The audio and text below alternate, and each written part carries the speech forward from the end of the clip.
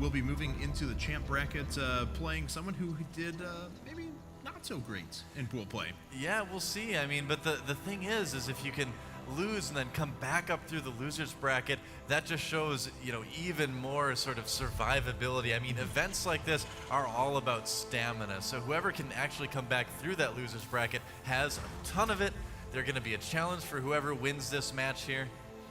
Absolutely. And so we are on the right-hand side of the map vertically, and I've seen a lot of players go after, actually I was about to say, go after cloaked banshees on this map. They're very, very effective. A lot of airspace that they can kind of traverse, use the cliff lines and things like that to pick off Marines. Artist actually putting down gas first. That could very well tell us just super, super fast, fastest possible Hellions. Yeah. But more than likely, as of late, it has indicated cloaked banshees. Well, yeah, ever since the Hellion nerf in 1.4, it's definitely been a lot more popular again to go for the banshees rather than the early blue flame now, although Terran players are still kind of debating whether it's worth it to get it early or not yet.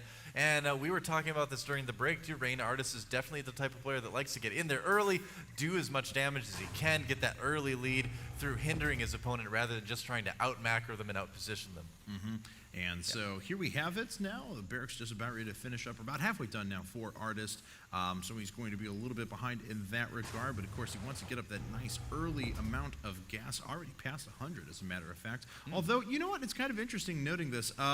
The refinery coming up first with the 5 additional seconds on the barracks build time, and the barracks would be done by now, a little bit ago actually, and that factory would have already been started, but that actually represents a pretty significant increase in amount of time that it takes for that factory to come down, and a lot of resources banked. It really does. It's not quite as fast as it used to be. I mean, a lot of Terran players have kind of had to accept that all their openings are going to just be, that much slower, and I think a lot have been able to adapt just fine with it. I mean, obviously in TVT, it's not going to make as much of a difference as in other matchups, but it does slow things down. Like this Banshee's not going to be out quite as quick as it would be before. Though we already have a tech lab coming up for Artists with that factory being constructed, so may not be saving up the gas for that starport after all. We'll find out here in a second. There it goes. Puma, on the other hand, he is starting with a Reaper that's going to be able to get into his opponent's base pretty quickly. Although this is the version of the map without that nice little Reaper passage in the middle that extends from the third into the main. Yes. Interesting. So that is going to make it a little bit tougher for that Reaper to really be worthwhile, especially in this position. He can kind of hop up into the natural, but he can't hop up into the main like he wants to. I wonder if he knows about this change, actually. We're going to have to see where he sends that Reaper. Oh, yeah, because it was rallied into his opponent's base, and then Puma diverted it back down to the bottom right. So now he finally realizes, he was not aware that this is this version of the map. I guess so, yeah. So he's going to have to be a little bit more creative with the Reaper. And look at that fast blue flame from Rain Artists. I mean, the people out there that are saying, why not get it, basically are saying, oh, poor SCV, that's so sad, but basically saying, it still does that much more damage. It still helps you kill things that much faster, just not quite as fast as it was before. So Rain, obviously one of those Terrans that's okay with getting it early again. I agree. But you have a line of, say, 3 Hellions that are making their way down. They're still going to kill units just as quick as they did before, as long as you have at least 3 of them, of course, together. Look at the positioning on these units from Artist. Beautiful, swinging the Hellion around to pick off the Reaper. So Puma, at first, probably a little bit upset that he didn't know what version of the map it was, sending his Reaper to the wrong spot, but can't be happy now losing that Reaper basically for free. Oh, I know. Now Puma, at the same time, he knows he needs a bunker at the moment. He's seen the Hellions out there, and he doesn't want the Marines to just be sitting there getting cooked. That's no fun at all. So he's going to try to get that up in time, and I think he's going to just barely get it because Rain Artist is being a little bit hesitant. He wanted to wait for the Blue Flame upgrade to complete. It just did. So expect Rain to move into the natural of EG Puma soon, but the bunker's up now, so. The bunker's up, but Puma has no idea what's coming at him. He saw all the Hellions, yes, but he hasn't scouted any structures. He saw Red Flame Hellions before, so he doesn't know that that's a full-on Blue Flame transition at the moment. He doesn't know if there's a starport in play, so this is actually playing quite blind at the moment. Yeah, we'll have to see how he reacts to that. I didn't quite catch to see if the Hellions fired at all when he moved in there against the bunkers. I don't think they did. No. So like you said, Puma doesn't quite know that it is Blue Flame yet. Maybe, if he would have got a glimpse of the factory, he might have seen the upgrade building, but I don't know if he's really... Yeah, he has seen the factory in the tech lab, so he could have kind of devised that from there. But all the Hellions are just running by. Yep, 3 shots do still kill SCV, but that bunker is in such a good place for Puma. Yeah, it really is. These Blue Flame Hellions not finding as much success as they would like as well, actually getting taken down pretty effectively. Yeah, they roast a few Marines in the process, but that was quite an investment to get all those Hellions plus add in Blue Flame into the mix. So Yeah, absolutely. I mean, you can see right now Puma ahead in supply because of that really early expand here where Rain Artist we saw do a little bit more tech-heavy opening. As things move into the mid-game, though, we'll have to see kind of how that all pans out. yeah, certainly. Puma already has his starport being added to the mix as well. He's going to slap that on a reactor here in just a second. But he's not really in position with a Tech Lab factory. Well, I guess neither is Artis at the moment, but he is fine with just pumping out Blue Flame Hellions over and over again, adding 2 more barracks to the mix. So off of 2 base already at only 8 minutes and 50 seconds into the game, he's going to be on 5 racks, reactored starport, and still producing Blue Flame Hellions. Yeah, well, this is really interesting from both of these guys. Both of them got stim relatively early. It looks like Puma just wants to go Marine medevac, which is kind of having this strange resurgence in the TVT metagame ever since, I believe it was MLG Anaheim. I've been seeing more and more Terran players go Marine medevac in TVT, and it's something that, you know, if you go back 6 months ago, people would have kind of, you know, laughed at you a little bit if you would have went that, because everyone was going Marine tank. It was much harder to beat that, but TVT is just such a varied matchup now that a lot of these older strategies are starting to kind of make these appearances again. Yeah, and you know what, Pain User is actually convinced as well that not only are we going to see that mass Marine medevac, but we're also going to have a return to super, super heavy positional siege tank play. And we're going to see a lot of very, very heavy Marine tank compositions. Here we go. Artist making his way out, though. Stim is done for him. He does not have combat shields finished, nor is it on the way. Puma, on the other hand, does have combat shields, so you got to think for every 5 Marines you have on the ground, you basically got an extra free one because of the extra 10 HP for each of those. So makes his units a lot more effective.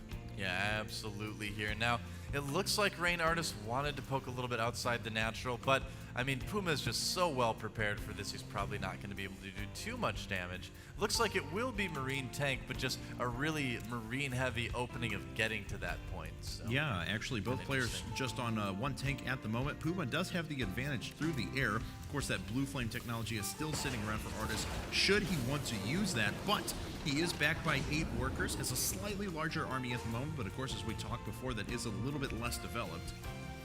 Well, you know, it's interesting because a lot of the Blue Flame openings we see in TVT right now go into mech play, which is it's still very popular in Korea. A lot of Terrans are doing mech in TVT, but, you know, Puma deciding to go for the bio again. That does kind of fit his style, though, I suppose. Always amuses me when I see 2 Marines fighting at like super close range. It's like taking I know, that they're many just, like, shots to standing kill in their front of each opponent, other, shooting each other. firing an automatic weapon for like 45 seconds straight. Guess it just shows the strength of that body armor, man. They make that out of some good stuff. And Puma flying around with his Vikings isn't going to be able to catch any drops yet, though. Speaking of drops. Yep, but he is dropping himself, and there's not much here for Artist. Now he's stimming all of his units back from the side. And that is not going to do a lot of damage. Yeah, just leaving the Marines behind rather than try to pick them up and make a run for it. At least he saves the medevac. He did also kill the SCV building the supply depot, so yeah, it's going to be a bit of an annoyance. And Rain Artist, you know, may not notice. Nope, SCV goes back and starts building it again. And we do have Puma pushing up to take out his destructible rocks over at the 12 o'clock position. And, you know, these Hellions are actually in a clever little spot. They're going to spot drops that are making their way down. If just a handful of Marines, well, as I say that, of course, he moves his Hellions away, so BM Artist. But, you know, he would be able to pick up on any small group of Marines, should be able to take them out pretty effectively. Marine making its way over to the right-hand side for Artist. Doesn't see a base there for Puma. Looks like he's going to start pushing his way forward. Yeah, certainly looks that way. I mean, if we look at the supplies right now, too, both players about even. Puma, though, has 1 more tank at the moment. But look at this, a siege up by Artist at the natural. Puma is just in range with the siege tanks. Oh, Rain Artist, a couple of Marines coming out to try to snipe a tank.